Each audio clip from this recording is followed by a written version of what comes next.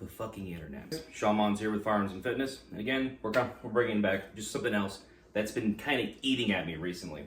So recently I put out a video about what I believe a fighting rifle should have. I'll go into more detail later on into that, but for right now, I do think there's an important thing we need to talk about, and it is fucking cleaning your guns. Clean them. Clean your weapons. Oh my goodness. I don't know what it is. Like, I had a little mini rant during that thing, but I had forgotten like how much the internet just doesn't like to clean their guns. And I don't know why it is. It seems like every Tom, Dick, and Harry just has this machismo about, oh, my rifle is dirty. I never clean my guns. I just put a couple drops of oil in there and it's fine. No, it's not. That is such a ridiculous like headspace to have for your go-to rifle, for a rifle that you're meant to perform in. Basically, all your rifles, all of them, in some way, shape, or form, should be a ready-to-go-to rifle. All right? If you're going to build it right. It can be a mean gun, it can, but you should be able to depend on that thing if that's the one thing you grab, all right, to get you to your next rifle at least. All right? And with that, all right, we have to consider a couple things. All right, why do we clean them? All right, first things first, to ensure proper function. All right? Fuck, dude. It's a machine. Machines just do not work without lubrication. All right? The lubrication will help make sure everything runs smoothly, provided it's not completely out of spec. All right? It is one less thing we have to worry about. It'll keep away rust, debris, stuff like that. All right? In order to ensure that when I pull it up and I take the safety off and I press the trigger, it goes bang. Every time. All right? Next thing's next. It allows us to inspect the weapon. All right? See, the internet's full of stories of like, oh, this bolt carrier group failed on me in the middle of da-da-da-da-da-da. Really?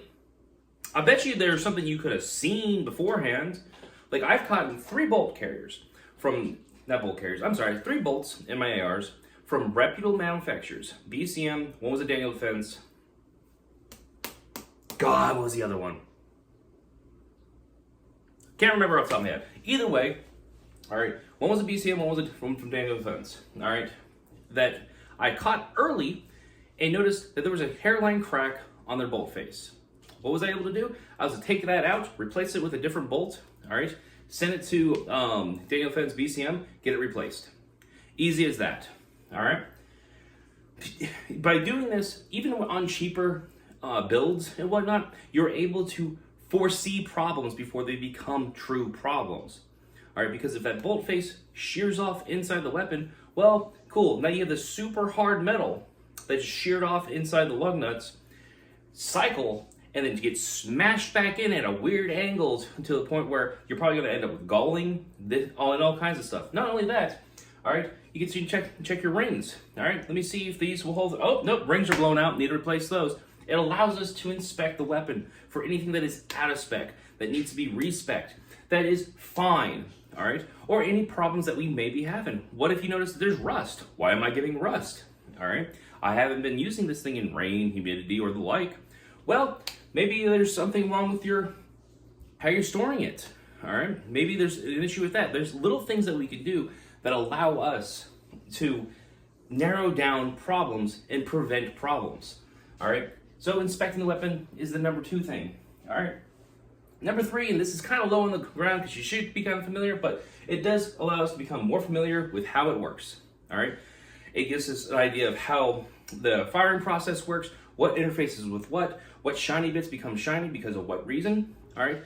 It allows us to do all these little things that end up helping you as a rifleman, as a Minuteman, as a prepared citizen, all right? And these are things that you shouldn't take lightly. You need to be on top of these things. And that's why you should clean your guns. Now the question is, how do we clean them? Well, with a bit of movie magic. Anyway, so, what the fuck was I saying? Because it was an hour and a half between then and there. All right, anyway, so, in order to clean your weapons, rifles, this, that, and the other, all right, there's a couple things you should get. One, as far as oil goes, simple car engine oil. Fucking works better than any gun oil. It's far cheaper and it'll last you fucking as long as you can. All right. I'm still working on a quart that I bought 3 years ago. I've just had that oil forever. I've dumped it into a little container. I drop my parts into there when I get it brand new. All right, and I take them out. Then I wipe off the excess. That's all it is.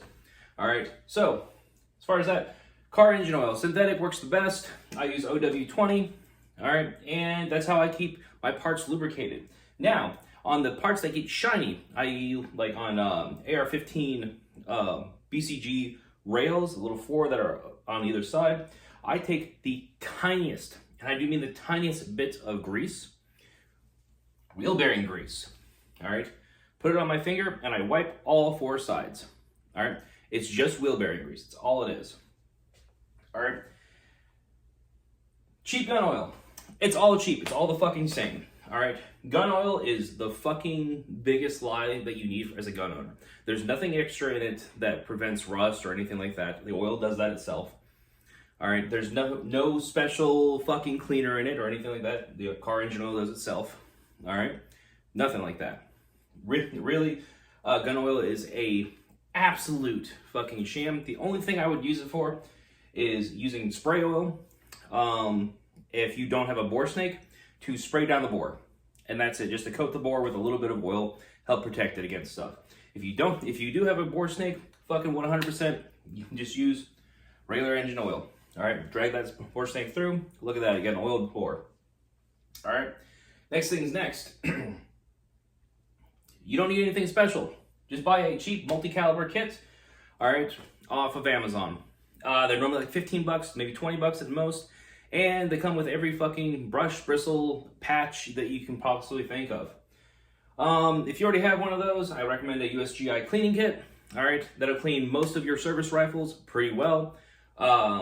You know, it's compact, everything goes with you, and in order to keep oil with you and on you, a eyedropper. An empty eyedropper works great. Just go to CVS, get some whatever store brand eyedropper there is. They're like $1. Grab it, unscrew the cap, pour out the liquid, put oil in there, rescrew the cap, bam. You would now have a dropper of oil. Costs you absolutely nothing. Now, I cannot iterate this anymore. Clean your weapons, all right? You don't need anything expensive, literally car oil, all right? A $10 quart of car oil will, God, you know, like I said, I'm going on 3 years with mine, and I still have so much oil in there. It's still good. And if you don't like it, change it out every year, all right? Because that's really all you're gonna need. Take it, scrub it, dip it in that oil, good. All the parts are now kind of covered in some kind of protective barrier. Another thing too about why we use car oil, it doesn't freeze. That shit doesn't freeze. Cheap fucking gun oil freezes, all right? That's why you'll hear in like sub-zero temperatures and whatnot that you shouldn't run any kind of oil, this, that, and the other. Use car oil. Car oil doesn't freeze, all right? If you use synthetic oil, it doesn't get more viscous or less viscous. It just stays a certain viscosity. Again, OW20 is what I use year round. Works great in winter, works great in summer. I've never had a bolt freeze up on me or have an issue, and I've used my rifle in classes at 10 degrees Fahrenheit, which I know is not the world's coldest, but it is still pretty cold. All right, don't use gun oil. It's an absolute scam. Grease.